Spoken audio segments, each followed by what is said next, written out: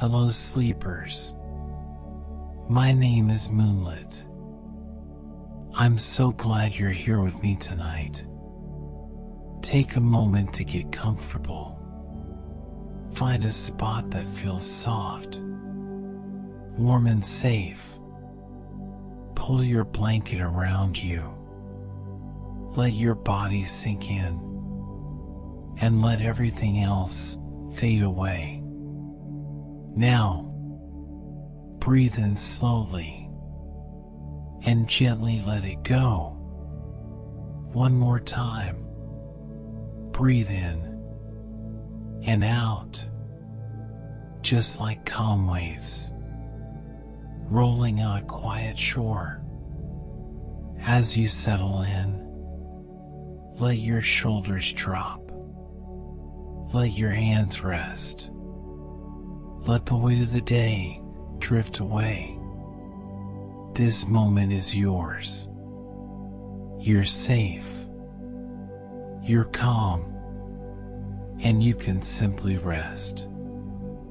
If you enjoy spending time here, you can always subscribe or leave a gentle like. It truly means a lot. But for now, set that aside. Tonight is only about you, your peace, and your dreams. So, close your eyes. Let your thoughts float by, like clouds in the night sky, and just be here with me. Are you ready? Good. Then let's begin.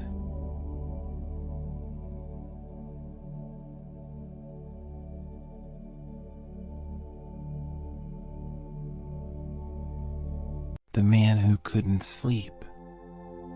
Chapter 1. Running Out of Pay Dirt. To begin with, I am a Canadian by birth and 33 years old. For 9 of those years I have lived in New York. And by my friends in that city I am regarded as a successful author. There was a time I even regarded myself in much the same light. But that period is past. I now have to face the fact that I am a failure. For when a man is no longer able to write, he naturally can no longer be reckoned as an author. I have made the name of Whittaker Carefoot too well known, I think, to explain that practically all of my stories have been written about Alaska. Just why I resorted to that far-off country for my settings is still more or less a mystery to me. Perhaps it was merely because of its far-offness. Perhaps it was because the editors remembered that I came from the land of the beaver and sagely concluded that a Canadian would be most at home in writing about the frozen north. At any rate, when I romanced about the Yukon and its icebound trails, they bought my stories and asked for more. And I gave them more. I gave them blood-red fiction about gunmen and claim jumpers and Siwash queens and salmon fisheries. I gave them supermen of iron, fighting against cold and hunger, and snarling, always snarling, at their foes. I gave them oratorical young engineers with clear-cut features and sinews of steel, battling against the forces of Hyperborean evil. I gave them fistfights that caused my books to be discreetly shut out of school libraries, yet brought in telegrams from motion picture directors for first rights. I gave them enough gunplay to shoot Chilkoot Pass into the middle of the Pacific, and was publicly denominated as the apostle of the eye socket school, and during the 300-night run of my melodrama, The Pole Raiders, even beheld on the Broadway signboards an extraordinarily stalwart picture of myself in a rakish Stetson and a flannel shirt very much open at the throat, with a cowhide holster depending from my Herculean waistline and a very dreadful-looking six-shooter protruding from the open top of that belted holster. My publishers spoke of me, for business reasons, as the interpreter of the Great Northwest, and I exploited that territory with the industry of a badger. In my own way, I mined Alaska, and it brought me in a very respectable amount of pay dirt. But I knew nothing about Alaska. I had never even seen the country. I crammed up on it, of course, the same as we used to cram up for a third form examination in Latin grammar. I perused the atlases and sent for governmental reports and pored over the RNWMP blue books and gleaned 100 or so French-Canadian names for half-breed villains from a telephone directory for the city of Montreal. But I knew no more about Alaska than a Fiji Islander knows about the New York Stock Exchange. And that was why I could romance so freely, so magnificently about it. I was equally prodigal of blood, I suppose, because I had never seen the real thing flow, except in the case of my little niece, when her tonsils had been removed and a very soft-spoken nurse had helped me out of the surgery and given me a drink of ice water, after telling me it would be best to keep my head as low as possible until I was feeling better. As for firearms, I abhorred them. I never shot off an air rifle without first shutting my eyes. I never picked up a duck gun without a wince of aversion. So I was able to do wonderful things with firearms, on paper. And with the frozen Yukon and firearms combined, I was able to work miracles. I gave a whole continent gooseflesh, so many times a season. And the continent seemed to enjoy it, for those airy essays in iron gore were always paid for, and paid for at higher and higher rates. While this was taking place, something even more important was taking place, something which finally brought me in touch with Mary Lockwood herself. It was accident more than anything else, I think, that first launched me in what is so indefinitely and often so disparagingly known as society. Society, as a rule, admits only the lions of my calling across its sacred portals. And even these lions, I found, were accepted under protest or the wing of some commendable effort for charity, and having roared their little hour, were let pass quietly out to oblivion again. But I had been lucky enough to bring letters to the Paytons and to the Gruger Fillmores, and these old families, I will be honest enough to confess, had been foolish enough to like me. So from the first I did my best to live up to those earlier affiliations. I found myself passed on from one mysteriously barricaded seclusion to the other. The tea-hour visit merged into the formal dinner, and the formal dinner into the even more formal box at the horse show, and then a call to fill up a niche at the Metropolitan on a Caruso night, or a vacancy for an assembly dance at Sherry's, or a week at Tuxedo, in winter when the skating was good. I worked hard to keep up my end of the game. But I was an imposter, of course, all along the line. I soon saw that I had to prove more than acceptable. I had also to prove dependable. That I was a writer meant nothing whatever to those people.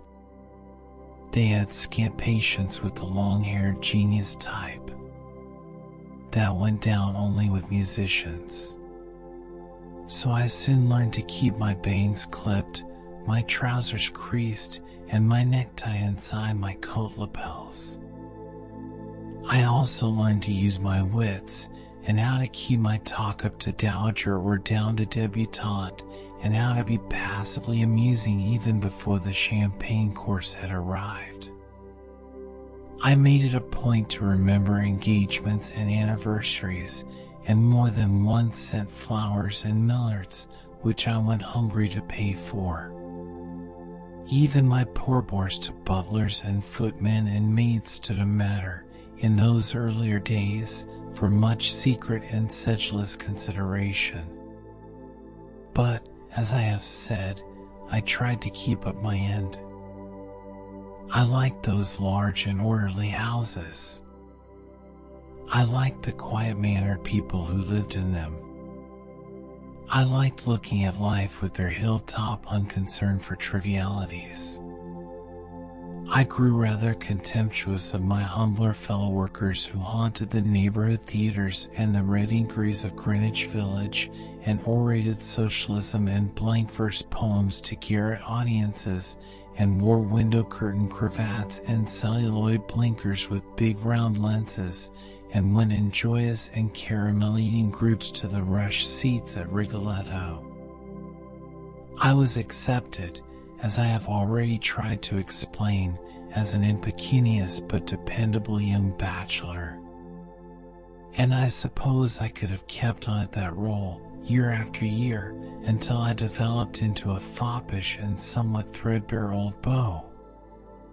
But about this time I was giving North America its first spasms of gooseflesh with my demigod type of Gibsonian engineer who fought the villain until his flannel shirt was in rags and then shook his fist in nature's face when she dogged him with the eternal cold. And there was money in writing for flat dwellers about that eternal cold, and about battling claw to claw and fong to fong, and about eye sockets without any eyes in them. My income gathered like a snowball. And as it gathered, I began to feel that I ought to have an establishment, not a backroom studio in Washington Square, nor a garret in the village of the Freeversers, nor a mere apartment in the West 60s, nor even a duplex overlooking Central Park South. I wanted to be something more than a number. I wanted a house of my own, and a cat-footed butler to put a hickory log on the fire, and a full set of Sevres on my mahogany sideboard, and something to stretch a strip of red carpet across when the landaulets and the limousines rolled up to my door. So I took a 9-year lease of the Wiggums house in Gramercy Square. It was old-fashioned and sedate and unpretentious to the passing eye, but beneath that somewhat somber shell nested an amazingly rich kernel of luxuriousness. It was good form, it was unbelievably comfortable, and it was not what the climber clutches for. The cost of even a 9-year claim on it rather took my breath away, but the thought of Alaska always served to stiffen up my courage. It was necessary to think a good deal about Alaska in those days, for after I had acquired my house I also had to acquire a man to run it, and then a couple of other people to help the man who helped me, and then a town car to take me back and forth from it, and then a chauffeur to take care of the car, and then the service clothes for the chauffeur, and the 1,001 unlooked for things, in short, which confront the pin-feather householder and keep him from feeling too much a lord of creation. Yet in Benson, my butler, I undoubtedly found a gem of the first water. He moved about as silent as a panther, yet as watchful as an eagle. He could be ubiquitous and self-obliterating at one and the same time. He was meekness incarnate, and yet he could coerce me into a predetermined line of conduct as inexorably as steel rails lead a streetcar along its predestined line of traffic. He was, in fact, much more than a butler.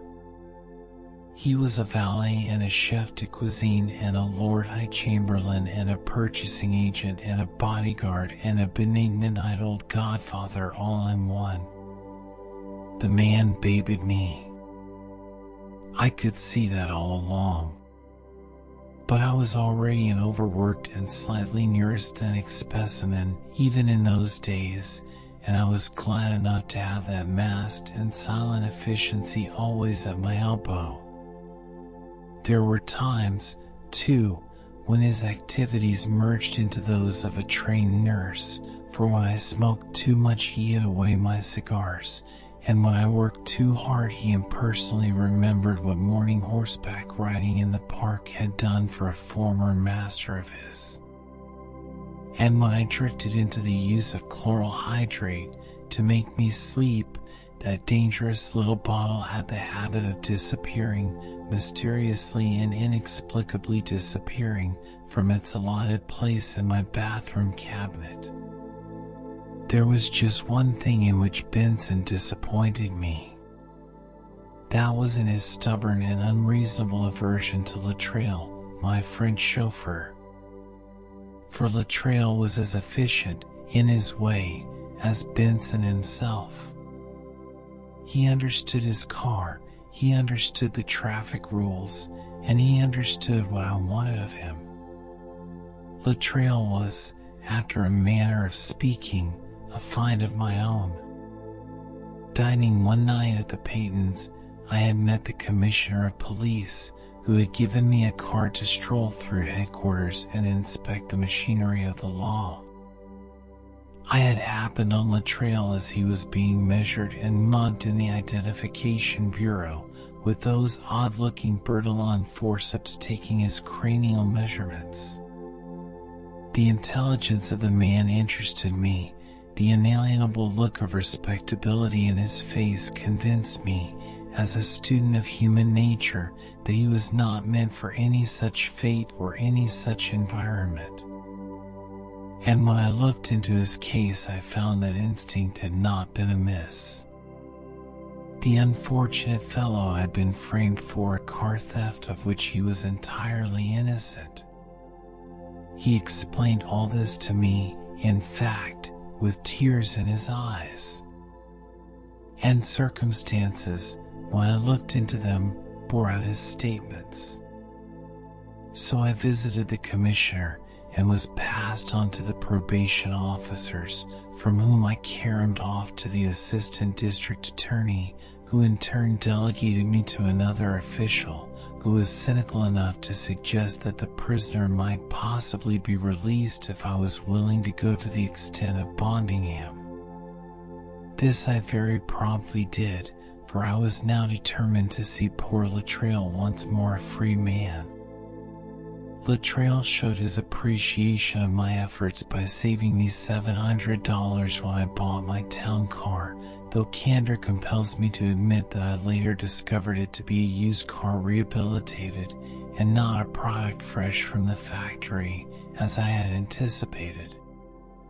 But Latrell was proud of that car and proud of his position, and I was proud of having a French chauffeur, though my ardor was dampened a little later on when I discovered that Latrell, instead of hailing from the Bois de Boulogne and the Avenue de la Paix, originated in the slightly less splendid suburbs of Three Rivers, up on the St. Lawrence.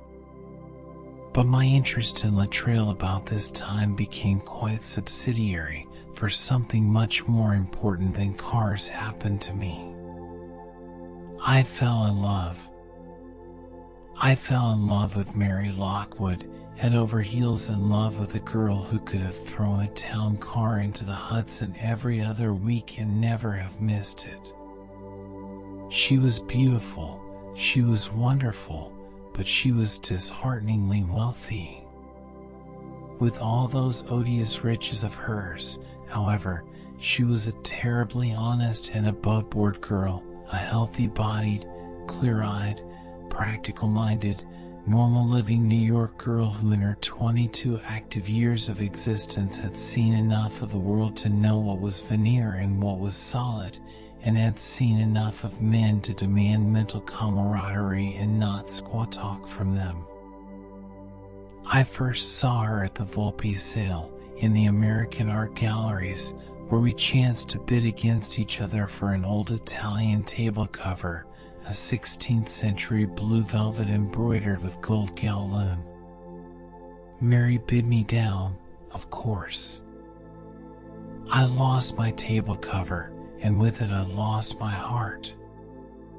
When I met her at the Audenville Ponce, a week later, she confessed that I'd rather been on her conscience. She generously offered to hand over that oblong of old velvet if I still happened to be grieving over its loss.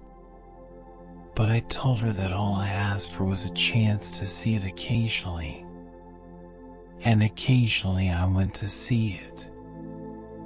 I also saw its owner, who became more wonderful to me week by week. Then I lost my head over her. That apheresis was so complete that I told Mary what had happened and asked her to marry me. Mary was very practical about it all. She said she liked me a lot. But there were other things to be considered. We would have to wait. I had my work to do, and she wanted it to be big work, gloriously big work. She wouldn't even consent to a formal engagement. But we had an understanding. I was sent back to my work, drunk with the memory of her surrendering lips warm on mine, of her wistfully entreating eyes searching my face for something which she seemed unable to find there. That work of mine which I went back to, however, seemed something very flat and meager and trivial. And this, I realized, was a condition which would never do. The pot had to be kept boiling, and boiling now more briskly than ever. I had lapsed into more or less luxurious ways of living, I had formed expensive tastes, and had developed a fondness for antiques and Chinese bronzes and those objets d'art which are never found on the bargain counter. I had outgrown the Spartan ways of my youth when I could lunch contentedly at Childs and sleep soundly on a studio couch in a top-floor room. And more that rapacious ogre known as social obligation had forged his links and fetters about my movements. More than ever, I saw, I had my end to keep up. What should have been a recreation had become almost a treadmill. I was a pretender and had my pretense to sustain. I couldn't afford to be dropped. I had my frontiers to protect and my powers to placate. I couldn't ask Mary to throw herself away on a nobody. So instead of trying to keep up one end, I tried to keep up two. I continued to bob about the fringes of the 400. And I continued to cling hungrily to Mary's hint about doing work, gloriously big work. But gloriously big work, I discovered, was usually done by lonely men, living simply and quietly, and dwelling aloof from the frivolous side issues of life, divorced from the distractions of a city which seemed organized for only the idler and the lotus eater. And I could see that the pay dirt coming out of Alaska was running thinner and thinner. It was to remedy this, I suppose, that I dined with my old friend Pip Connors, just back to civilization after 14 long years up in the Yukon. That dinner of ours together was memorable. It was one of the milestones of my life. I wanted to furbish up my information on that remote corner of the world, which, in a way, I had preempted as my own. I wanted fresh information, first-hand data, renewed inspiration. and I was glad to feel Pip's horny hand close fraternally about mine. "Witter," he said, staring at me with open admiration, "you're a wonder." I liked Pip's praise, even though I stood a little at a loss to discern its inspiration. "You mean this?" I asked, with a casual hand wave about that Gramercy Square abode of mine. "No, sir," was Pip's prompt retort. "I mean those stories of yours. I've read 'em all." I blushed at this, blushed openly. For such commendation from a man who knew life as it was, who knew life in the raw, was as honey to my ears. "Do you mean to say you could get them, up there?" I asked, more for something to dissemble my embarrassment than to acquire actual information. "Yes," acknowledged Pip with a rather foolish-sounding laugh. "They come through the mails about the same as they come through the mails down here. And folks even read them, now and then, when the gun smoke blows out of the valley." "Then what struck you as wonderful about them?" I inquired, a little at sea as to his line of thought. "It's not them that's wonderful, Witter. It's you." I said you were a wonder. "And you are." "And why am I a wonder?" I asked, with the drip of the honey no longer embarrassing my modesty. "Witter, you're a wonder to get away with it," was Pip's solemnly intoned reply. "To get away with it?" I repeated. "Yes, to make it go down. To get him trussed and gagged and hog-tied. To make him come and eat out of your hand and then holler for more. For I've been up there in the British Yukon for 14 nice comfortable years, Witter, and I've kinda got to know the country. I know how folks live up there, and what the laws are. And it may strike you as queer, friend author, but folks up in that district are uncommonly like folks down here in the States. And in the Klondike in this same British Yukon there's a Firearms Act which makes it against the law for any civilian to tote a gun. And that law is sure carried out. Fact is, there's no need for a gun. And even if you did smuggle one in, the mounted police would darn soon take it away from you." I sat staring at him. "But all those motion pictures," I gasped. "And all those novels about." "That's why I say you're a wonder," broke in the genie-like Pip. "You can fool all the people all the time. You've done it. And you keep on doing it. You can put them to sleep and take it out of their pants pocket before they know they've gone bye-bye. Why, you've even gotten tranced off in the matter of everyday school geography. You've had some of those hero guys owe yours mush 700 or 800 miles, and on a birch bark toboggan between dinner and supper. And if that ain't genius, I ain't ever seen it bound up in a reading book. That dinner was a milestone in my life, all right, but not after the manner I had expected. For as I sat there in a cold sweat of apprehension crowned with shame, Pip Connors told me many things about Alaska and the Klondike. He told me many things that were new to me, dishearteningly, discouragingly, devitalizingly new to me. Without knowing it, he poignarded me, knifed me through and through. Without dreaming what he was doing, he eviscerated me. He left me a hollow and empty mask of an author. He left me a homeless exile, with the iron gates of fact swung sternly shut on what had been a fairyland of romance, a promised land of untrammeled and carefree imaginings. That was my first sleepless night. I said nothing to Pip. I said nothing to anyone. I held that vulture of shame close in my arms and felt its unclean beak hauling into my vitals. I tried to go back to my work next day, to lose myself in creation. But it was like seeking consolation beside a corpse. For me, Alaska was killed forever. And blight had fallen on more than my work.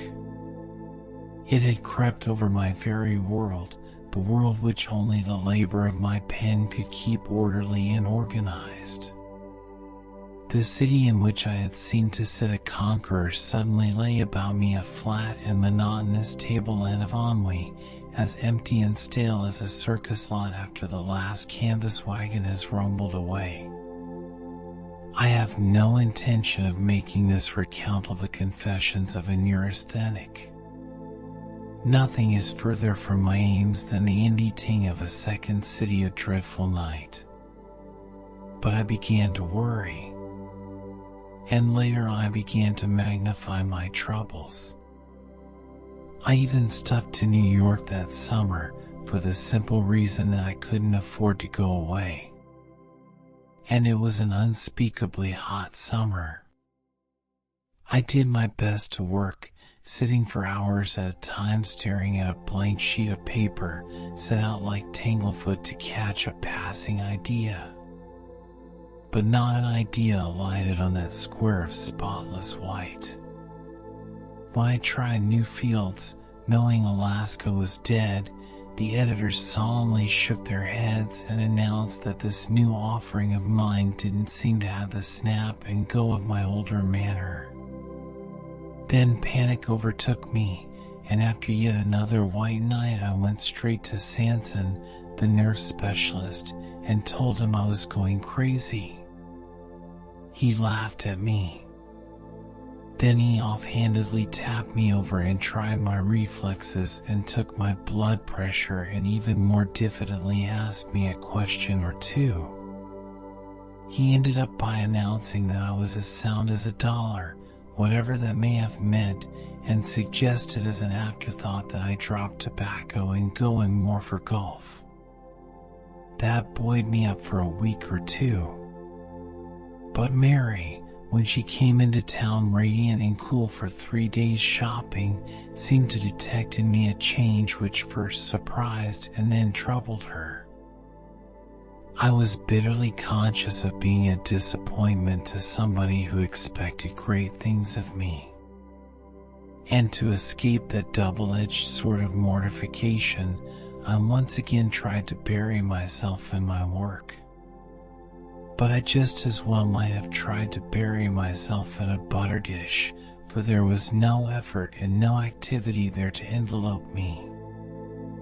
I was coerced into idleness without ever having acquired the art of doing nothing. For life with me had been a good deal like boiling rice. It had to be kept galloping to save it from going mushy. Yet now the fire itself seemed out. And that prompted me to sit and listen to my works, as the French idiom expresses it, which is never a profitable calling for a naturally nervous man. The lee and the long of it was, as the Irish say, that I went back to Dr. Sanson and demanded something, in the name of God, that would give me a good night's sleep. He was less jocular, this time. He told me to forget my troubles and go fishing for a couple of weeks. I did go fishing, but I fished for ideas. And I got scarcely a strike. To leave the city was now more than ever out of the question. So for recreation I had Latrell take me out in the car when a feverish thirst for speed, which I found it hard to account for, drove me into daily violations of the traffic laws. Twice, in fact, I was fined for this, with a curtly warning talk from the presiding magistrate on the second occasion, since the offense, in this case, was complicated by collision with an empty baby carriage. Latrell, about this time, seemed uncannily conscious of my condition. More and more he seemed to rasp me on the raw, until irritation deepened into positive dislike for the man. When Mary came back to the city for a few days, before going to the Virginia Hills for the autumn, I looked so wretched and felt so wretched that I decided not to see her. I was taking Veral now, to make me sleep, and with cooler weather I looked for better rest and a return to work. But my hopes were ill-founded. I came to dread the night, and the night's ever-recurring battle for sleep. I lost my perspective on things. And then came the crowning catastrophe, the catastrophe which turned me into a sort of 20th century Macbeth. The details of that catastrophe were ludicrous enough, and it had no definite and clear-cut outcome, but its effect on my overtensioned nerves was sufficiently calamitous. It occurred, oddly enough, on Halloween night, when the world is supposed to be given over to festivity. Latrell had motored me out to a small dinner dance at Washburn's, on Long Island, but I had left early in the evening, perversely depressed by a hilarity in which I had not the heart to join. Twice, on the way back to the city, I had called out to Latrell for more speed. We had just taken a turn in the outskirts of Brooklyn when my swinging headlights disclosed the figure of a man, an unstable and wavering man, obviously drunk, tire and fall directly in front of my car. I heard the squeal of the brakes and the high-pitched shouts from a crowd of youths along the sidewalk. But it was too late. I could feel the impact as we struck. I could feel the sickening thud and jolt as the wheels pounded over that fallen body. I stood up, without quite knowing what I was doing, and screamed like a woman. Then I dropped weakly back in my seat. I think I was sobbing. I scarcely noticed that Latrell had failed to stop the car. He spoke to me twice, in fact, before I knew it. "Shall we go on, sir?" he asked, glancing back at me over his shoulder.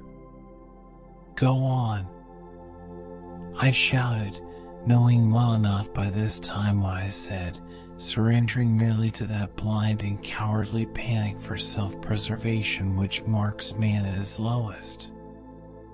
We thumped and swerved and speeded away on the wings of cowardice. I sat there gasping and clutching my moist fingers together, as I've seen hysterical women do, calling on Latrell for speed, and still more speed. I don't know where he took me, but I became conscious of the consoling blackness of the night about us. And I thank God, as Cain must have done when he found himself alone with his shame. "Latrell," I said, breathing brokenly as we slowed up, did we kill him?" My chauffeur turned in his seat and studied my face. Then he looked carefully back to make sure we were not being followed. "This is a heavy car, sir," he finally admitted. He said it coolly and almost impersonally, but the words felt like a sledgehammer on my heart. "But we couldn't have killed a man," I clamored insanely, weakly, as we came to a dead stop at the roadside.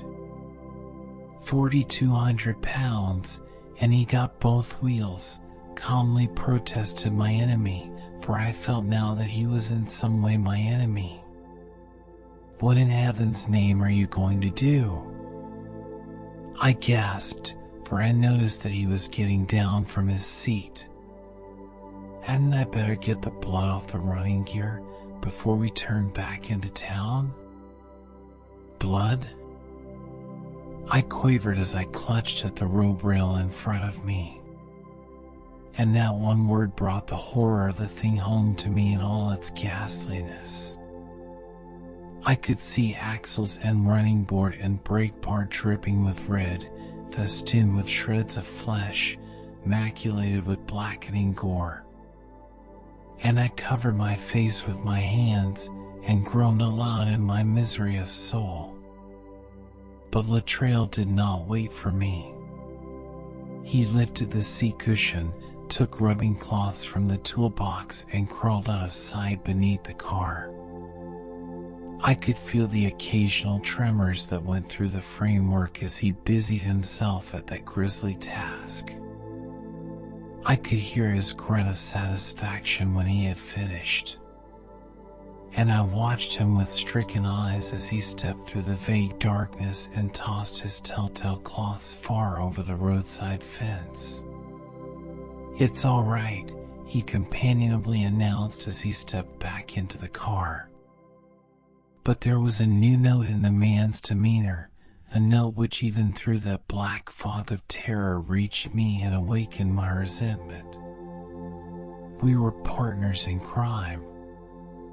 We were fellow actors in a drama of indescribable cowardice, and I was in the man's power to the end of time. The outcome of that catastrophe, as I have already said, was indefinite, torturingly indefinite. I was too shaken and sick to ferret out its consequences.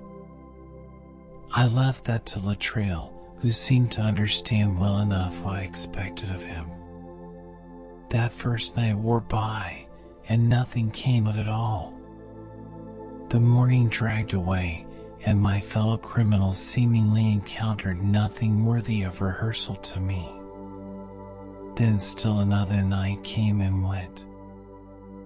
I went through the published hospital reports and the police records with my heart in my mouth, but I could unearth no official account of the tragedy. I even encountered my good friend Patrolman McCooey, apparently by accident, and held him up on his beat about Gramercy Park to make casual inquiries as to street accidents and if such things were increasing of late. But nothing of moment, apparently, had come to McCooey's ears. And I stood watching him as he flat-footed his way placidly on from my house front, with one of my best cigars tucked under his tunic, wondering what the world would say if it knew that Whitter Carefoot, the intrepid creator of sinewy supermen who snarl and fight and shake iron fists in the teeth of extremity, had run like a rabbit from a human being he had bowled over and killed. I still hoped against hope, however, trying to tell myself that it is no easy thing to knock the life out of a man, passionately upbraiding myself for not doing what I should have done to succor the injured, then sinkingly remembering what Latrell had mentioned about the weight of my car. Yet it wasn't until the next night, as I ventured out to step into that odiously ponderous engine of destruction, that uncertainty solidified into fact. "You got him," announced my chauffeur out of one side of his mouth, so that Benson, who stood on the house steps, might not overhear those fateful words. "Got him?" I echoed, vaguely resenting the man's use of that personal pronoun singular. "Killed," was Latrell's monosyllabic explanation, and my heart stopped beating. "How do you know that?" I demanded in whispering horror. For I understood enough of the law of the land to know that a speeder who flees from the victim of his carelessness is technically guilty of manslaughter. A man I know, named Crotty helped carry the body back to his house. Crotty's just told me about it. My face must have frightened Latrell, for he covered his movement of catching hold of my arm by ceremoniously opening the car door for me. "Sit tight, man," he ordered in his curt and conspiratorial undertone. "Sit tight, for it's all that's left to do." I sat tight. It was all there was to do. I endured Latrell's accession of self-importance without comment. There promptly grew up between us a tacit understanding of silence. Yet I had reason to feel that this silence wasn't always as profound as it seemed. For at the end of my third day of self-torturing solitude, I went to my club to dine. I went with set teeth. I went in the hope of ridding my system of self-fear, very much as an alcoholic goes to a Turkish bath. I went to mix once more with my fellows, to prove that I stood on common ground with them. But the mixing was not a success. I stepped across that familiar portal in quavering dread of hostility, and I found what I was looking for. I detected myself being eyed coldly by men who had once posed as my friends. I dined alone, oppressed by the discovery that I was being deliberately avoided by the fellow members of what should have been an organized companionability. Then I took a grip on myself and forlornly argued that it was all mere imagination, the vaporings of a morbid and chlorotic mind. Yet the next moment a countershock confronted me.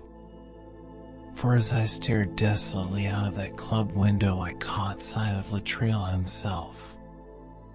He stood there at the curb, talking confidently to three other chauffeurs clustered about him between their cars. Nothing, I suddenly remembered, could keep the man from gossiping. And a word dropped in one servant's ear would soon pass on to another. And that other would carry the whisper still wider, until it spread like an infection from below stairs to above stairs, and from private homes to the very housetops. And already I was a marked man, a pariah, an outcast with no friendly wilderness to swallow me up. I slunk home that night with a plumb bob of lead swinging under my ribs where my heart should have been. I tried to sleep and could not sleep. So I took a double dose of chloral hydrate and was rewarded with a few hours of nightmare wherein I was a 20th century Attila driving a racing car over an endless avenue of denuded infants. It was all so horrible that it left me limp and quailing before the lash of daylight. Then, out of a blank desolation that became more and more unendurable, I clutched feverishly at the thought of Mary Lockwood and the autumn-tinted hills of Virginia. I felt the need of getting away from that city of lost sleep. I felt the need of exteriorating what was corroding my inmost soul. I was seized with a sudden and febrile ache for companionship. So I sent a 40-word wire to the only woman in the world I could look to in my extremity. And the next morning brought me a reply. It merely said, "Don't come." The bottom seemed to fall out of the world with that curt message, and I groped forlornly, frantically, for something stable to sustain me. But there was nothing. Bad news, I bitterly reminded myself, had the habit of traveling fast. Mary knew. The endless chain had widened like a wireless wave. It had rolled on like war gas until it had blighted even the slopes beyond the Potomac. For Mary knew. It was 2 days later that a note, in her picket fence script that was as sharp-pointed as arrowheads, followed after the telegram. "There are certain things," wrote Mary, "which I can scarcely talk about on paper. At least, not as I should prefer talking about them. But these things must necessarily make a change in your life, and in mine. I don't want to seem harsh, Witter, but we can't go on as we have been doing. We'll both have to get used to the idea of trudging along in single harness. And I think you will understand why. I'm not exacting explanations, remember. I'm merely requesting an armistice. If you intend to let me, I still want to be your friend, and I trust no perceptible gulf will yarn, transcriber's note, yawn, between us, when we chance to dine at the same table or step through the same cotillion. But I must bow to those newer circumstances which seem to have confronted you even before they presented themselves to me. So when I say goodbye, it is more to the past, I think, than to you. That was the first night, I remember, when sleeping powders proved of no earthly use to me. And this would not be an honest record of events if I neglected to state that the next day I shut myself up in my study and drank much more Pomegranate than was good for me. I got drunk, in fact, blindly, stupidly, senselessly drunk. But it seemed to drape a veil between me and the past. It made a bonfire of my body to burn up the debris of my mind. And when poor old patient I Benson mixed me a bromide and put me to bed, I felt like a patient coming out of ether after a major operation. I was tired, and I wanted to lie there and rest for a long time.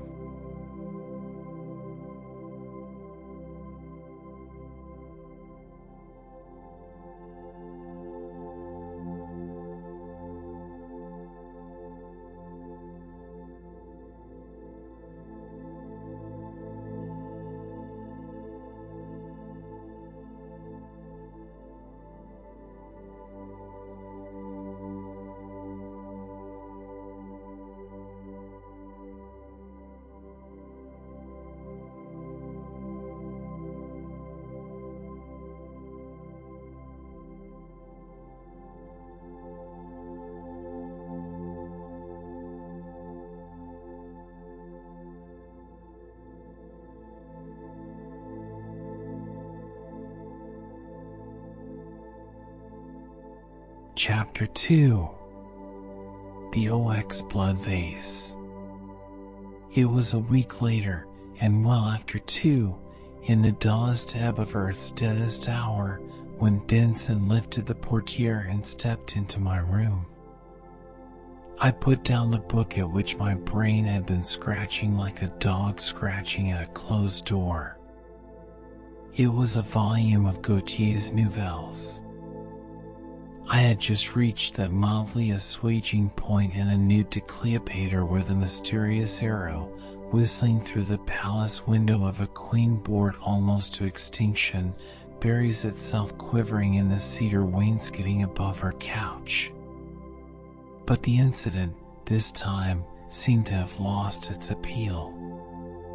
The whole thing sounded very empty and old, very foolish and far away. The thrill of drama, I cogitated, is apt to leak out of a situation when it comes to one over a circuit of 2,000 moldering years. So I looked up at my servant a little listlessly and yet a little puzzled by what was plainly a studied calmness of appearance. "Benson, why are you in bed?" "If you will pardon me, sir," began the intruder, "I've a gentleman here." He was so extraordinarily cool about it that I rose like a fish at the flash of something unusual. "At this time of night?" I inquired. Yes, sir. But what kind of gentleman, Benson? Benson hesitated. It was the sort of hesitation that is able to translate silence into an apology. I think, sir, it's a burglar. A what? I demanded, incredulously. The fact is, sir, I happened to hear him at the lock.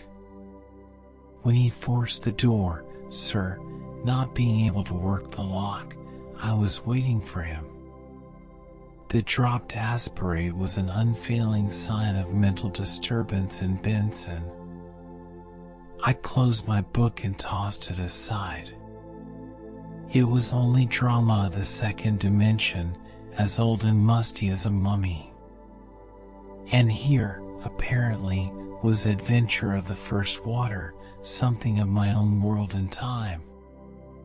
This sounds rather interesting, Benson. Be so good as to show the gentleman up. I sat down, with a second look at the dragging hands of the little French clock on my mantel. But Benson still seemed a trifle ill at ease.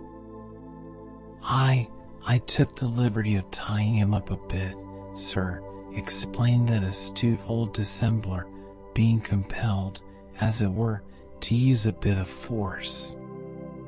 Of course.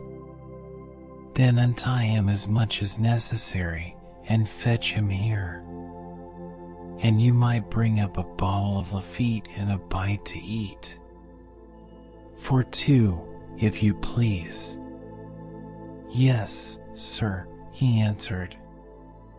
But still he hesitated. The revolver, sir, is in the cabinet drawer on your left.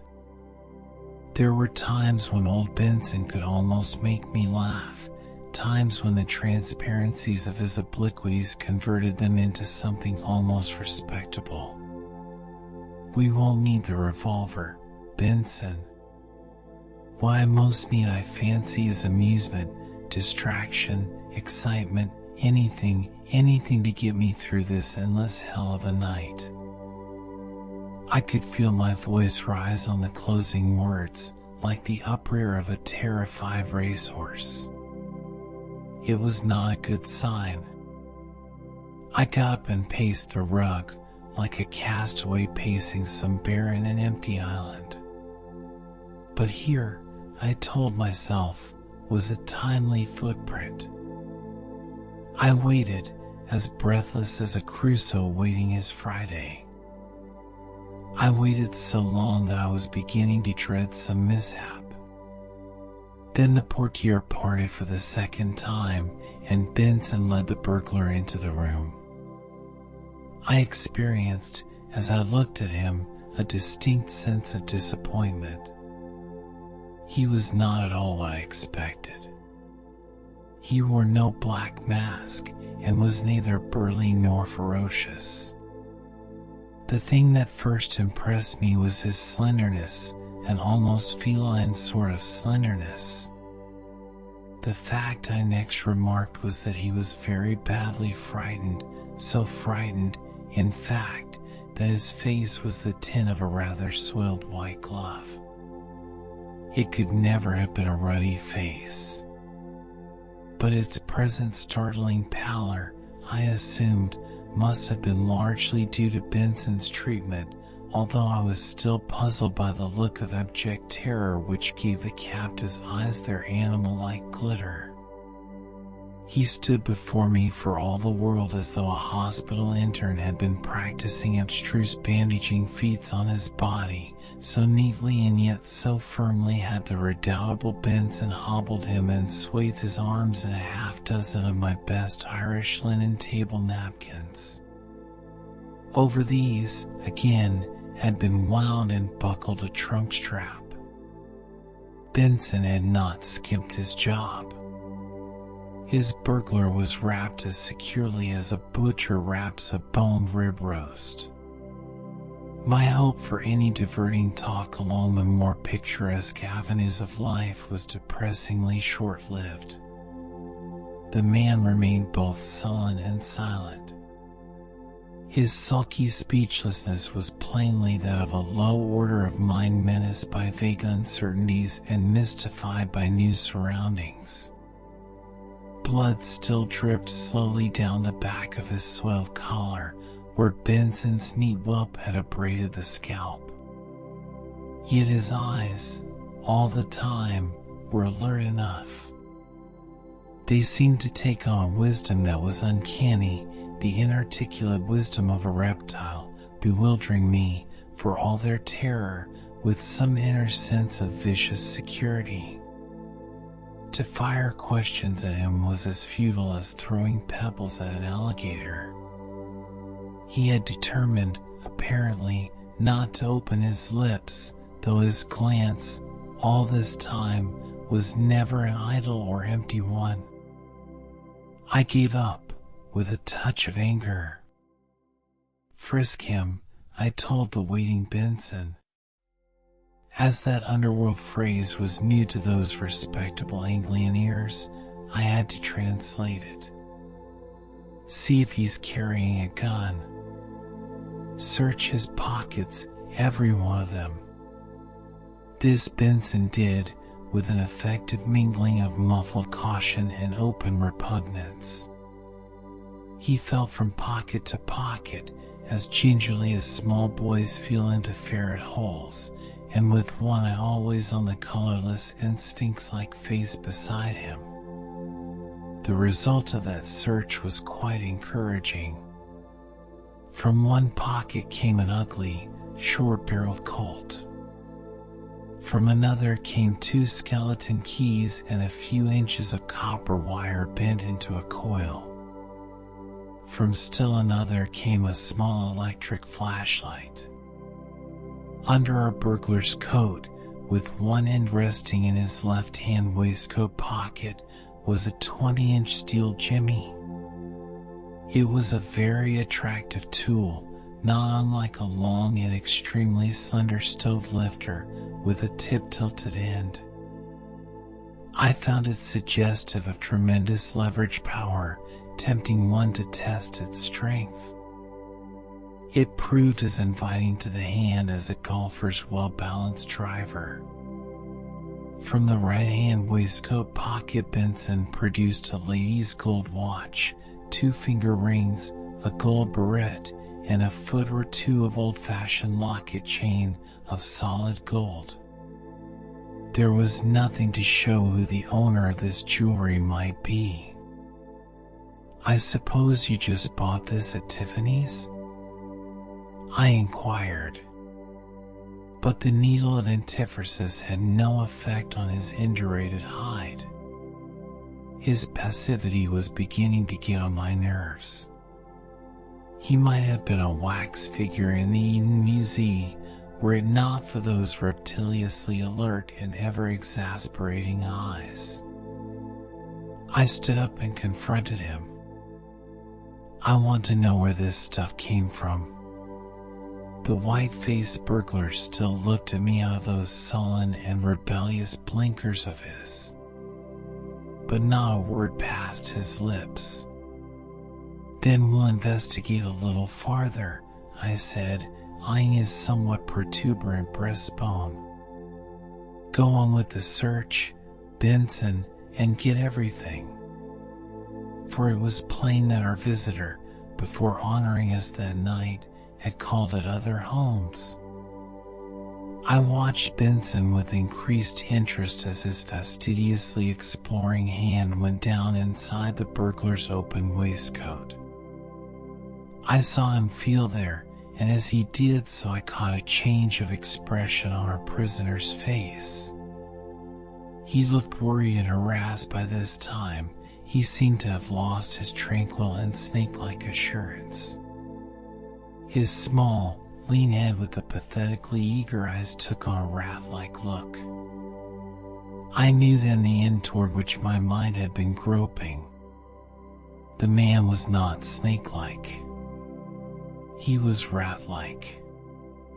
He was a cornered rat. Rat seemed written all over him. But at that moment my eyes went back to Benson, for I had seen his hand bringing away a small vase partly wrapped in a pocket handkerchief. This handkerchief was extremely dirty. I took the vase from his hand, drawing away the rag that screened it. Only by an effort, as I did so, was I able to conceal my surprise. For one glance at that slender little column of Sanctoburg porcelain told me what it was. There was no possibility of mistake. One glimpse of it was enough. It was from the Guttel collection. For once before my fingers had caressed the same glaze and the same tender contours. Once before, and under vastly different circumstances, I had weighed that delicate tube of porcelain in my contemplative hands. I sat back and looked at it more carefully. I examined the crackled groundwork with its brilliant mottled tones and its pale ruby shades that deepened into crimson. I peered down at the foot of enameled white with its slowly deepening tinge of pale green. Then I looked up at the delicate lip, the lip that had once been injured and artfully banded with a ring of gold. It was a vase of the Contra period, a rare and beautiful specimen among the Langyao monochromes. And history said that 30 years before it had been purchased from the 6th Prince of Pekin and had always been known as the Flame. Both Anthony Guttel and I had bid for that vase. Our contest for it had been a spirited one and had even been made the subject of a paragraph or two in the morning papers. But an inexplicably reckless mood had overtaken that parsimonious old collector, and he had won, though the day after the grave sale I had been a member of that decorously appreciative dinner party which had witnessed its installation between a rather valuable peach bloom amphora of haricots groundwork, with rose spots accentuated by the usual clouds of apple green, and a taller and, to my mind, much more valuable ashes of roses cylindrical Langyao with a carved ivory base. We had looked on the occasion as somewhat of an event, for such things naturally are not picked up every day. So the mere sight of the vase took me back to the Guttel home, to that rich and spacious house on Lower Fifth Avenue where I had spent not a few happy evenings. And that in turn took my thoughts back to a certain Volpe sale in an old Italian table cover of blue velvet. From the table cover they flashed onto Mary Lockwood and the remembered loveliness of her face as we stood side by side staring down at the gold galloon along the borders of that old vestment. Then I drew memory up short, with a wince, as I suddenly realized that the wanderer had been penetrating into strictly forbidden paths. I put the vase down on my table and turned away from it, not caring to betray my interest in it, nor to get to the wrath-like eyes still watching me any inkling of my true feelings. Yet the thought of such beauty being in the hands of a brute like that sickened me. I was angered by the very idea that such grace and delicacy should be outraged by the foul rags and the even fouler touch of a low-browed sneak thief. I resented the outrage, just as any normal mind would resent a jumbled subduction of a delicate child. I turned and looked the criminal up and down. I noticed, for the first time, that his face was beaded with sweat. Might I inquire just what you intend doing with this? I asked, gazing back, against my will, at the fragile little treasure known as the Flame. The man moved uneasily, and for the first time, too, he spoke. Give it to its owner, he said. And who is its owner? He looked from me to the vase, and then back again. It belongs to a pal of mine over Fifth Avenue, he had the effrontery to assert. And where did you get it? Out o' hawk.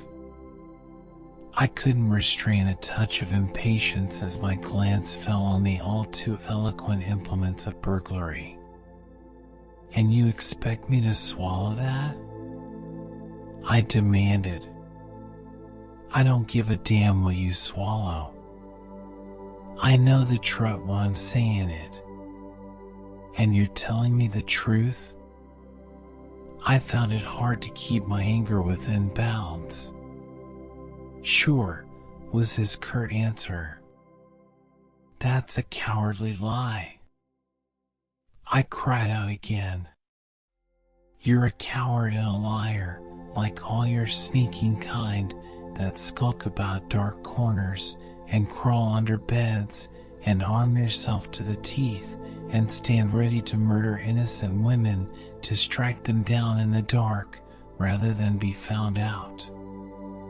It's cowardice, the lowest and meanest kind of cowardice. The sweat stood on his face in glistening drops. What's eating you, anyway? He demanded. What have they done? I pushed the cluster of women's jewelry closer to him. You've done some of the meanest and dirtiest work a man can stoop to. You've skulked and crawled and slunk through the dark to rob women and children. Who's given you a license to call me a coward? Do you dare to intimate there's anything but low and arrant cowardice in work like this? Just try it, he said with a grin that made his face hideous. Why should I try it? I demanded. Do you suppose because I don't carry a Jimmy and gun that I can't face honest danger when I need to? I glanced round at my den walls, studded with trophies as they were, from the bull moose over the fireplace to the leopard pelt under my heels. The other man followed my glance, but with a lip curl of contempt.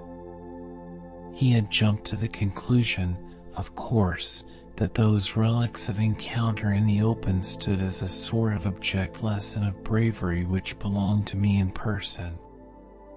Bah, he said, apparently glad to crowd me off into some less personal side issue.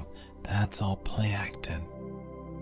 Get up against what I have, and you'd tone down your squeal.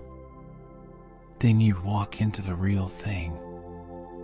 The real thing, blackjacking chambermaids and running like a pelted cur at the sight of a brass button. I could see his sudden wince, and that it took an effort for him to speak. You'd find it took nerve. All right, he retorted. And the kind o' nerve that ain't a cuff shooter's long suit. My movement of contempt brought him a step or two nearer. But it was Benson who spoke first. Hadn't we better have the police, sir? He suggested.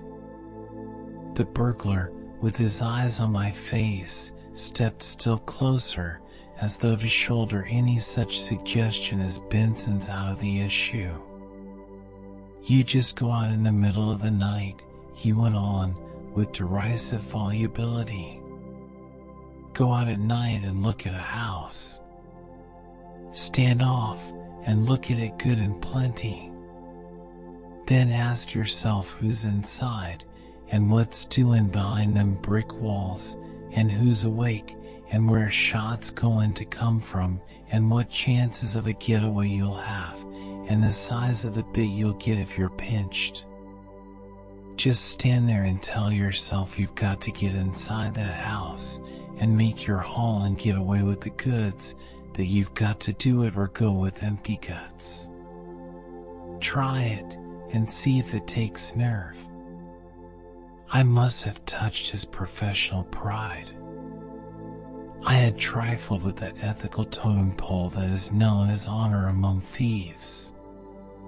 All right, I said, suddenly turning on him as the inspiration came to me. We'll try it, and we'll try it together.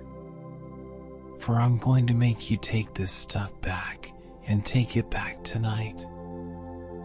I could see his face cloud.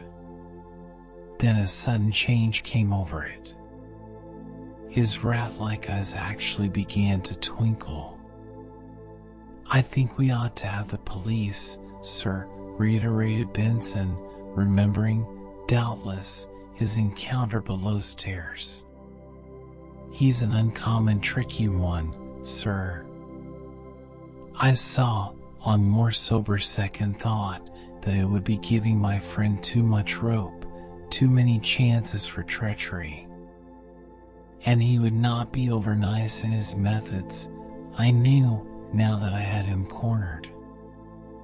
A second idea occurred to me, a rather intoxicating one. I suddenly felt like a crusader saving from pollution a sacred relic. I could catch the whimper of some unkennelled sense of drama in the affair. Benson, I said, I'm going to leave this worthy gentleman here with you. And while you look after him, I'm going to return this peach bloom vase to its owner. He ain't in town tonight, broke in my troubled burglar. And to demonstrate to his somewhat cynical cast of mind that there's nothing extraordinary in his particular line of activity, I proposed to return it in the same manner that it was taken. Benson looked troubled. I beg pardon, sir, but mightn't it get us all into a bit of trouble? Couldn't we leave it until morning, sir, and talk it over quiet-like with your friend Mr. McCooey, or with Lieutenant Belton, sir, or the gentleman from the Pinkerton office? And have a cuff shooter running for help over such a triviality? Never, Benson, never. You will make yourself comfortable here with this gallant gentleman of the blackjack, and keep this handsome colt of his quite close about you while you're doing it. For I'm going to take this piece of porcelain back where it belongs, even though I have to face a dozen lapdogs and frighten every housemaid of 12th Street into hysterics. Nobody, I have more than once contended, is altogether sane after midnight. This belief came back to me as I stood before that gloomy-fronted Fifth Avenue house, in that ebb-tide hour of the night when even Broadway is empty, wondering what lay behind the brownstone mask, asking myself what dangers lurked about that inner gloom, speculating as to what sleepers stirred in what eyes, even as I stood there, might be alert and watching. As Benson had suggested, I might have waited decorously until daylight, or I might have quietly ascended the wide stone steps and continued to ring the electric push bell until a sleepy servant answered it. But that, after all, seemed absurdly tame and commonplace. It was without the slightest taint of drama, and I was as waywardly impatient to try that enticing tip-tilted instrument of steel on an opposing door as a boy with a new knife is to whittle on the nursery woodwork. There was a tingle of novelty even in standing before a grimly substantial and altogether forbidding-looking house, and being conscious of the fact that you had decided on its secret invasion.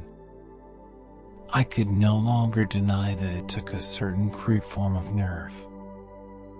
I was convinced of this, indeed, as I saw the approaching figure of a patrolman on his rounds. It caused me, as I felt the jimmy like a stay-bone against my ribs, and the flashlight like a torpedo head in my pocket, to swing promptly about into 12th Street and walk towards 6th Avenue. I experienced a distinct glow of satisfaction as the patrolling footsteps passed northward up the quietness of the avenue. But the house itself seemed as impregnable as a fortress. It disheartened me a little to find that not even a basement grill had been disturbed. For the second time I turned and sauntered slowly towards 6th Avenue. As I swung eastward again, I found that the last house on the side street, the house abutting the 5th Avenue mansion which was the object of my attack, was vacant. Of that there could be no doubt. Its doors and windows were sealed with neatly painted shutters. This, it occurred to me, might mark a possible line of approach. But here again I faced what seemed an impregnable position. I was backing away a little, studying that boarded and coffin-like front, when my heel grated against the iron covering of a coal chute. This coal chute stood midway between the curb and the area railing. I looked down at it for a moment or two. Then something prompted me to test its edge with the toe of my shoe. Then, making quite sure that the street was empty, I stooped down and clutched at the edge of the iron disc. It was quite heavy, but one tug at it showed me that its lock chain had been forced apart. It took but a moment to lift the metal shield to one side of the chute head. It took but another moment to lower myself into the chute itself. I could see that it was a somewhat ignominious beginning, but I felt buoyantly sure that I was on the right track. It took an effort to work the iron disc back over the opening.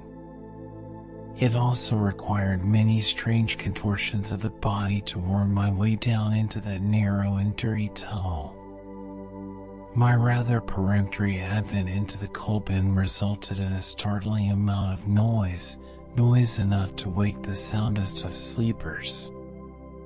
So I crouched there for several seconds, inhaling dust and listening and wondering whether or not the walls above me harbored a caretaker. Then I took out the pocket searchlight and, with the pressure of a finger, directed my ray of illumination against a wooden partition bisected by a painted wooden door. A distinct sense of disappointment swept through me as I stooped down to examine this door and found that it had already been forced open.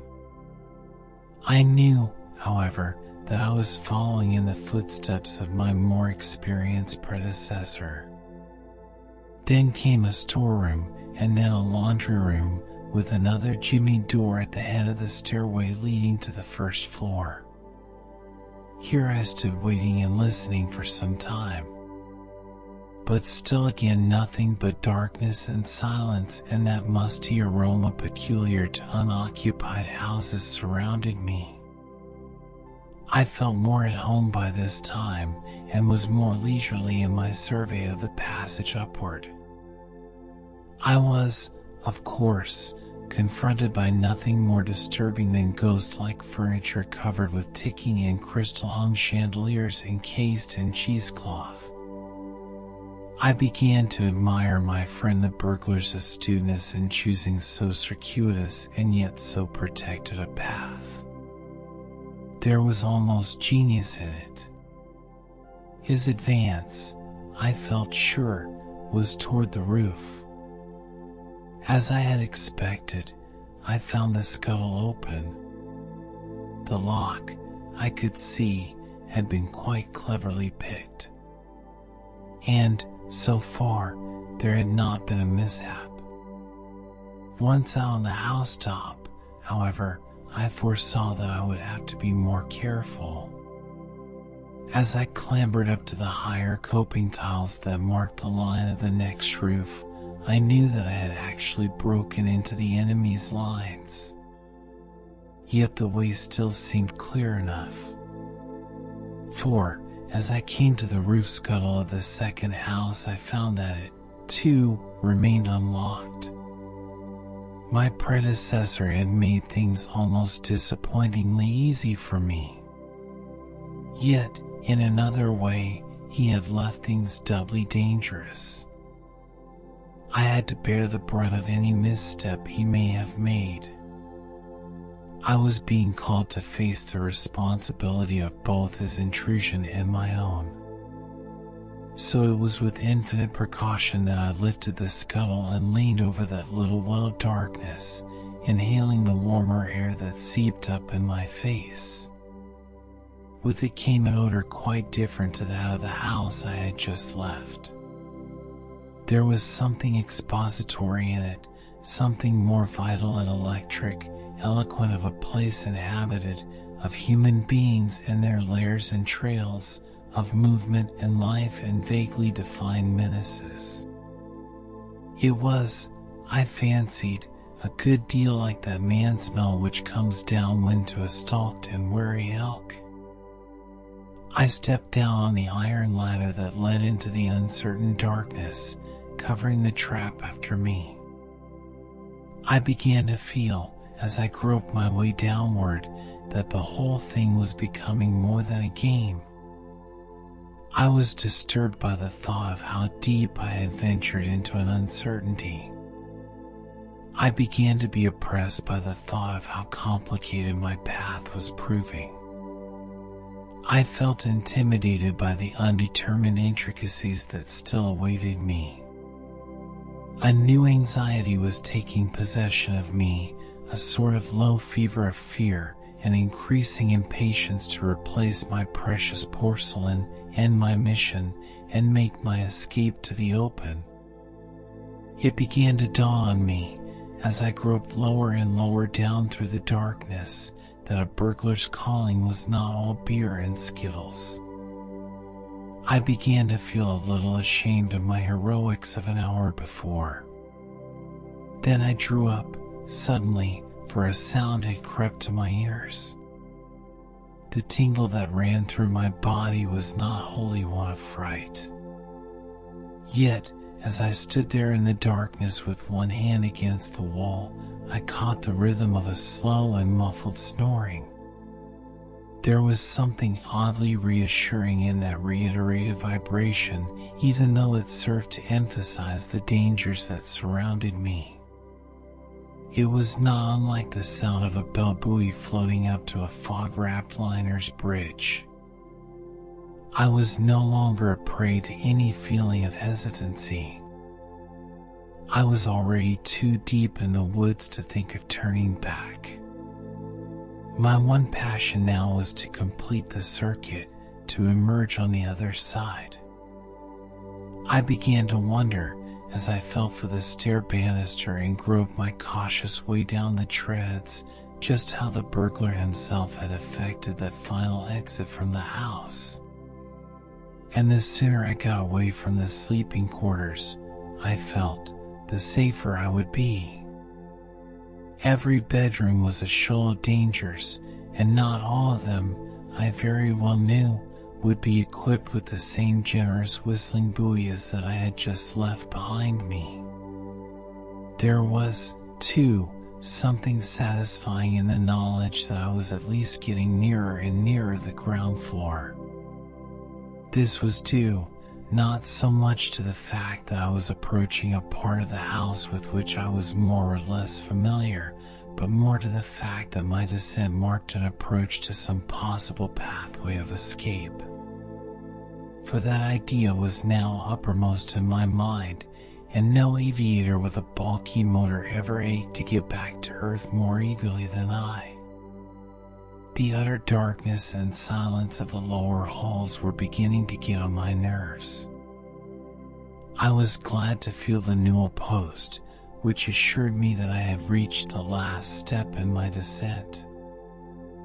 I was relieved to be able to turn carefully and silently about to the left, to grope toward a door which I knew stood before me in the gloom, and then cautiously to turn the knob and step inside. I knew at once, even before I took the flashlight from my pocket, that I was in the library.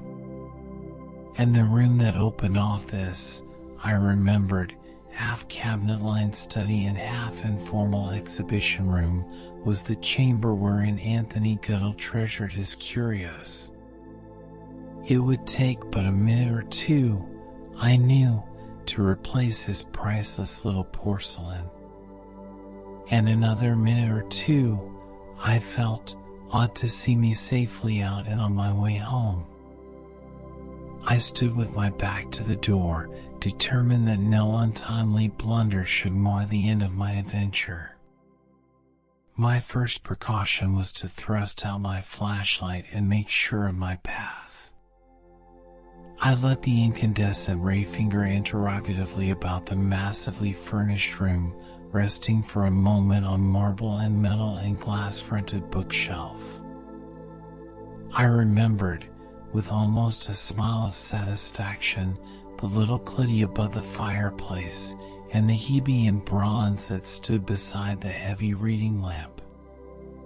This lamp, Gödel had once told me, had come from Munich, and I remembered his chuckle over the fact that it had come in a sleeper trunk and had evaded duty. Then I let the wavering light travel toward the end of the glimmering and dark-wooded reading table. I stood there, picking out remembered object after object, remarking them with singular detachment of mind as my light continued to circle the end of the room. Then I quietly made my way to the open door in the rear, and bisecting that second room with my spear of light, satisfied myself that the space between the peach bloom amphora and the ashes of roses Yan Lao with the ivory base was indeed empty. I stood listening to the exotic tick of a brazen-dial Romanian clock. I lingered there, letting my bald light shaft root like a hog's snout along that shelf so crowded with delicate tones and contours. I sighed a little enviously as I turned toward the other end of the room. Then, of a sudden, I stopped breathing.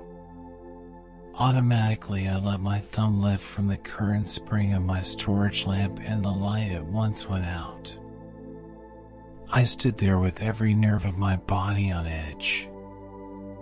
I crouched forward, tingling and peering into the darkness before me. For I had suddenly discovered that I was not alone in the room. There, facing me, picked out as distinctly as a baby spotlight picks out an actor's face, I had seen the owner of the house himself, not 10 paces from me. He was sitting in a high-backed armchair of green leather. He must have been watching me from the first, every moment and every movement. He had made no effort to interrupt or intercept me. He had been too sure of his position.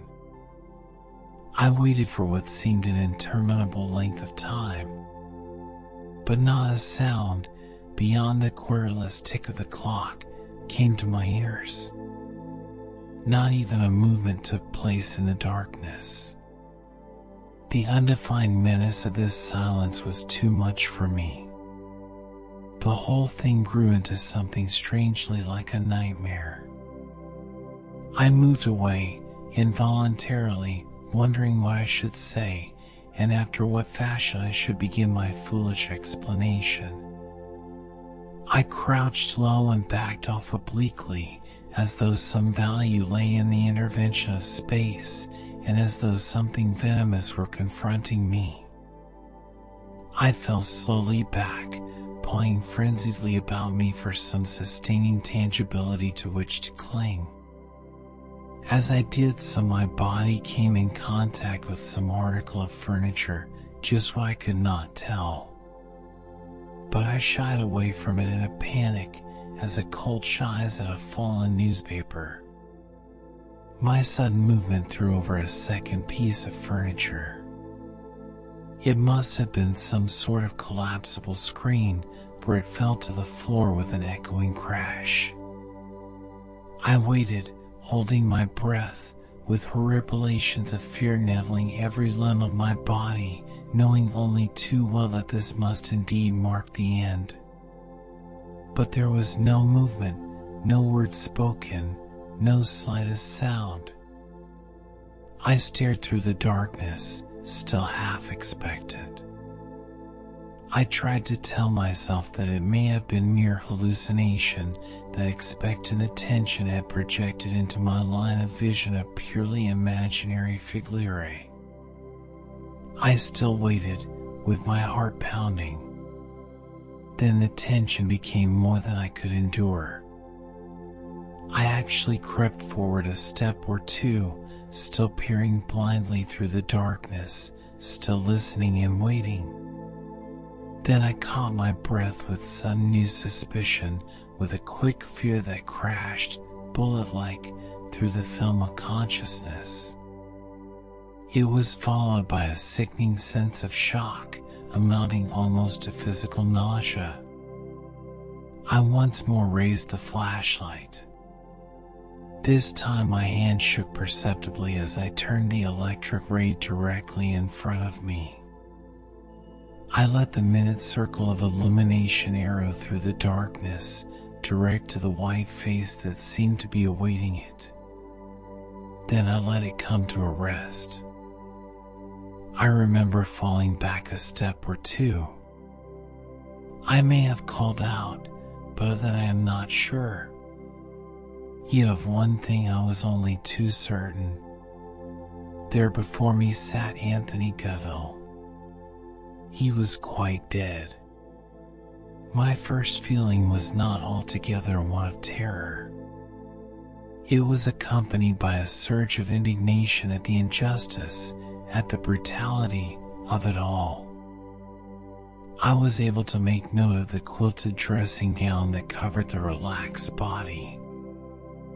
I was collected enough to assume that he had overheard the intruder, had come to investigate, and had been struck down and cunningly thrust into a chair. This inference was followed by a flash of exultation as I remembered that his murderer was known, that the crime could easily be proved against him, that even at the present moment he was safe in Benson's custody. I moved toward the dead man, fortified by the knowledge of a vast new obligation.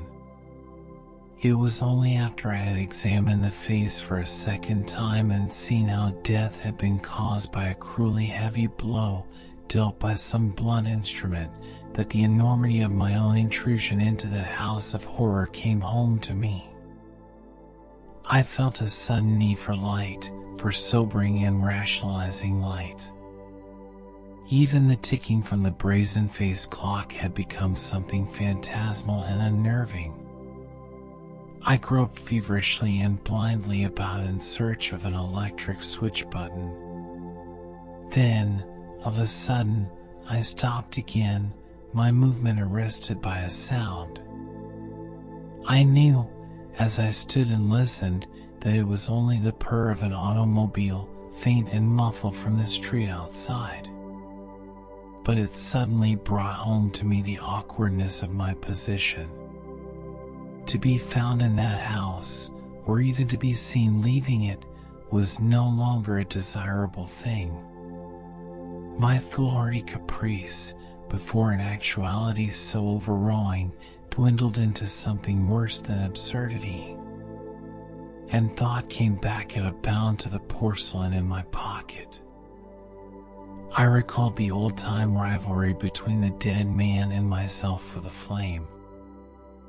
I recalled the details of my advent between those walls where I stood. And my blood went cold. It was not a matter of awkwardness, it was a matter of peril. For who, I again asked myself, would believe a story so absurd or accept an excuse so extravagant? The clock ticked on accusingly. The sound of the automobile stopped. I had just noted this with relief when the thud of a quietly closed door fell on my startled ears. Then came the murmur of voices. There was no longer any doubt about the matter. A motor had come to the door, and from it certain persons had entered the house. I crept to the library and listened. Then I tiptoed back and closed the door of the inner room. I felt more secure with even a half-inch panel between me and what that inner room held. Then I listened. I began to hear the padded tread of feet. Then came the sound of another open door, and then the snap of a light switch. There was nothing secret about the new invasion. I knew, as I shrank back behind one of the high-backed library chairs, that the front of the house was already illuminated. Then came the sound of a calling voice, apparently from the head of the stairs. It was a cautious and carefully modulated voice. I took it for that of a young man of about 20. "Is that you, Caddy?" Then came a silence. "I say, is that you, Ori?" was demanded in a somewhat somnolent stage whisper. There was something strangely reassuring in that commonplace boyish voice. Anthony Goodall, I knew, had no immediate family. I vaguely recalled, however, some talk of a Canadian nephew and niece who had at times visited him. SH, said a woman's voice from the lower hall, "Don't wake Uncle Anthony." It must have been a young woman. Her voice sounded pensive, like that of a girl who might be coming home tired from a dance at Sherry's. Yet, knowing what I did, its girlish weariness took on a pathos indescribably poignant. "It's an awful hour, isn't it?" asked a second man's voice from the lower hall. There were sounds that seemed to imply that wraps were being removed. "Almost 4, came the answer from above. "Had a good time, Caddy?" I heard a stifled yawn. "Rather," answered the girl's voice.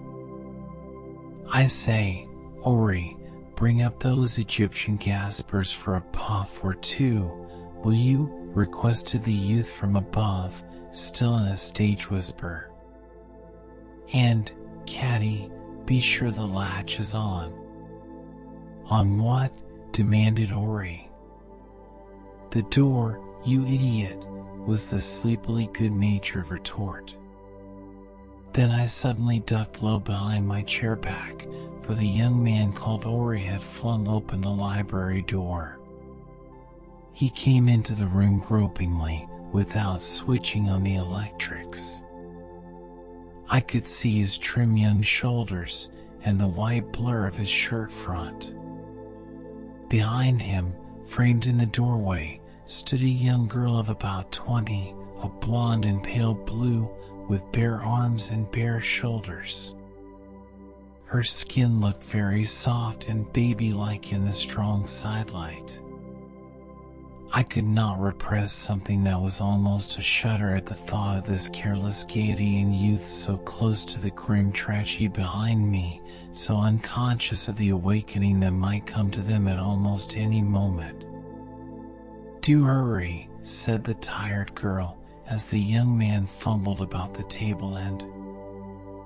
I realized, as I peeped out at her, that my first duty would be to keep those round young eyes from what might confront them in that inner room. "I've got him," answered the man.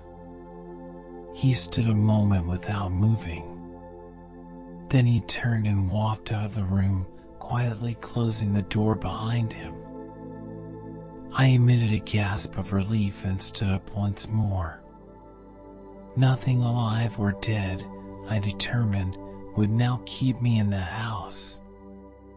Yet for all that newborn ecstasy of impatience, I was still compelled to wait, for I could hear the occasional sound of feet and a whisper or two from behind the closed door. Then all sound died away, the gloom and silence again engulfed me. I took the Yonglao porcelain from my pocket, unwrapped it, and crept back to the inner room. I groped along the wall in the darkness, circling wide about the green leather chair in the center. I put the vase back on its cabinet without so much as flashing my light.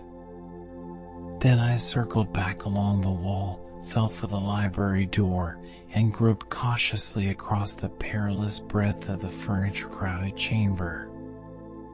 It took me several seconds to find the door that opened into the hallway. Once through it and across the hall, I knew only a spring latch stood between me and the street. So I turned the knob quickly and swung back the door. But I did not pass through it. For, instead of darkness, I found myself confronted by a blaze of light. In that blaze of light stood 3 waiting and expectant figures. What most disturbed me was the fact that the man called Ori held in his hand a revolver that seemed the size of a toy cannon. This was leveled directly at my blinking eyes. The other youth, in cerise pajamas with orange-colored frogs and a dressing gown tied at the waist with a silk girdle, stood just behind him, holding an extremely wicked-looking savage of the magazine make. Behind this youth again, close by the newel post, stood the girl in blue, all the sleepiness gone out of her face. The sight of that wide-eyed and eager trio irritated me beyond words. There was no longer any thrill in the thing. I had gone through too much. I could not react to this newer emergency. I kept wondering if the idiot with the Colt realized just how delicate a pressure would operate the trigger on which I could see his fingers shaking. But that shake, it was plain, was more from excitement than fear. "We've got him," cried the youth in the cerise pajamas. I might have been a somewhat obstinate black bass wheedled into his landing net from the way he spoke. "Don't move," commanded the older of the two, wrinkling his brow into a frown of youthful determination. "Don't you dare move 1 inch, or I'll put a hole through you." I had no intention of moving.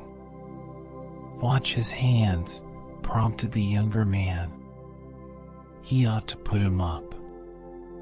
"Yes, Ori, he ought to put them up," echoed the girl by the newel post.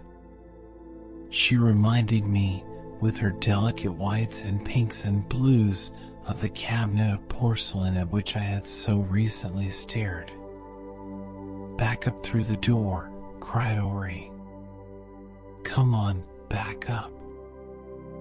I wearily obeyed this somewhat equine order. Then he commanded me to hold my hands above my head. I did so without hesitation. I had no wish to argue while that Colt was staring me in the eyes. They followed me, Indian file, into the room. It was the girl who closed the door as Ori switched on the lights. She stood with her back to it, studying my face. I could see that I rather interested them all. But in that interest I detected no touch of either friendliness or respect. The only one I seemed to mystify was the girl at the door. "Have you anything to say?" demanded Ori, squaring his shoulders. "Yes, I have a great deal to say," I told him. "But I prefer saying it to you alone." I could see his movement of disdain. "Will you listen to that?" commented the youth in the cerise pajamas. "And if you will be so good as to stop poking that pistol in my face," I continued with some heat, "and then send these children out of the room, I shall say what I have to, and do it very briefly." "Children," came in an indignant gasp from the girl at the door. "We'll stick by you, old man," assured the youthful hero in cerise, with his heels well apart. "And just why should I closet myself with a burglar?" inquired the astute Ori, staring at me with the utmost insolence. Yet I could see that at least the precision of my articulation was puzzling him a bit. "That's asinine," I retorted. "I'm not a burglar, and you ought to know it." To my astonishment, a little tripartite ripple of laughter greeted this statement. "Then what are you?" asked the incredulous Ori. I knew there was no further use beating about the bush. "Yes, who are you?" demanded the other youth. He still held the magazine revolver balanced in his right hand. The truth had to come out. "I'm Winter Carefoot," I told them as steadily as I could. "Carefoot of Gramercy Park West." "What number?" I gave him the number. I could see the trio exchange glances. They were plainly glances of amusement. My young friends, I could see, were enjoying a home melodrama, a melodrama in which I was obviously the most foolish of villains. I began to feel a good deal like a phonograph grinding out a comic record. "And with that face," ejaculated the man called Ori. The quiet contempt of his glance caused me to shift about so I could catch a glimpse of myself in the Venetian mirror between the bookshelves. That glimpse was indeed a startling one. I had quite forgotten the transit through the coal hole. I could not even remember how or why I broke my hat crown. I had remained as unconscious of the scratch across my cheek as I was of the garret cobwebs that festooned my clothing. I saw as I peeped into the mirror only a sickly hued and grimy looking footpad with dirty hands and a broken hat. It was no wonder they laughed. My environment for the last hour had not been one that tended toward consciousness of attire. I was about to remove my disgracefully disfiguring headgear when the younger man swung about on me with a savage thrust point blank in my face. "Don't try any of that," he gasped. "You keep up those hands." The whole situation was so beside the mark, was so divorced from the sterner problem confronting both them and myself, that it dispirited and angered me. "We've had about enough of this Tommy rot," I protested. "Yes, we'll cut out the Tommy rot and get him tied," proclaimed the man with the Colt. "Then search him first," prompted the young man. "Here, Caddy, take Ori's Colt while he goes through him," he commanded, in the chest tones of a newly acquired savagery, "and if he tries to move, wing him." The girl, wide-eyed and reluctant, took the heavy revolver. Then Ori advanced on me, though in an altogether wary and tight-lipped manner.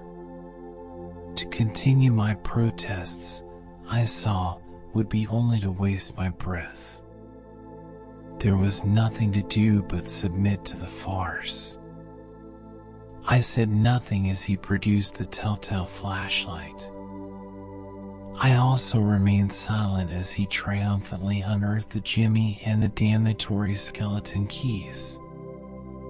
I could see the interchange of exultant glances as these were tossed out on the polished tabletop. "Get the straps from the golf bags," suggested the youth with the savage. I could not help remembering how this scene was paralleling another of the same nature and the same night, when Benson and I had been the masters of the situation. The man called Ori seemed a little nonplussed at the fact that he had found no valuables in my outer pockets, but he did not give up.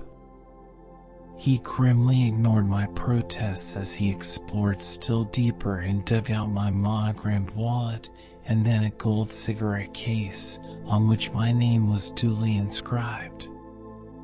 He turned them over in his hand a couple of times and examined them carefully. Then a great light seemed to come to him. He succumbed, as even his elders have done, to a sudden sense of drama. I saw him dart to the outer room and catch up a telephone directory. He riffled through the pages with quick and impatient fingers. Then he strode back and looked me up and down. "I know what this man's done," he cried, his eyes alight with conviction. "What?" demanded the younger man. "He's visited more than this house tonight. He's gone through Witter Carefoot's as well. He's taken these things from there. And now it's up to us to take him back with them." I could see the sheer theatricality of the situation clutch at his two listeners. I could see them surrender to it, although the girl still seemed to hesitate. "Hadn't I better call Uncle Anthony?" she suggested. At one breath her words brought me back to both the tragedy that lay so close at hand and the perilous complexity of my own position. "No, that's foolish," cut in Ori. "The car's still outside. Caddy, I think you'll have to come along. You can sit with Jansen on the driving seat." The hero of the maneuver turned back to me. I was thinking mostly of the soft-eyed girl with the baby white skin and how I could get her safely away. "Will you come quietly?" my captor demanded of me. "Yes," I answered, without looking up. "I'll come quietly." It was the girl's voice, a little shrill with excitement, that next broke the silence. "Ori, he's not a burglar," she cried out, in her treble-noted conviction. "Then what is he?" "He's a gentleman." "What makes you think so?" demanded the indifferent Ori as he motioned me, with a curt movement of his cold barrel, toward the hall door. "I know by his nails," was her inconsequential yet quite definite reply. Ori laughed. "Then you give tea and macaroons to every burglarious barber out of Sing Sing," he scoffed. "And our real answer's waiting for us in Gramercy Square." It seemed to take but a minute or two in the car to swing us from 12th Street up to 20th, and then eastward into the stillness of the square. My captors had insisted that I should not talk. "Not a word," commanded Ori, and I could feel his insolent gun barrel against my ribs as he gave the command for the second time. They were drunk, I could see, with the intoxication of their exploit. They were preoccupied with inhaling their self-sense of drama. With the dictatorial self-sufficiency of true inebriety, they had enjoined me from every effort at explanation. The bubble, they felt, was far too pretty a one to be pricked. They alighted, one in front of me and one behind me, still carrying their foolish and murderous-looking firearms. The girl remained in her seat. Then the three of us grimly ascended my steps. "It's needless to ring the bell," I wearily explained. "My pass key will admit you." "But I insist on ringing," said Ori as I fitted the key to the lock. "I shall be compelled, in that case, to call the officer who is watching us from the corner," was my quiet response. "Call and be hanged, then," was the younger man's ultimatum. One word over their shoulders brought my old friend Mikui, the patrolman, across the corner and up the steps. I swung open the door as he joined us. Then I turned on the hall lamps and faced my two captors.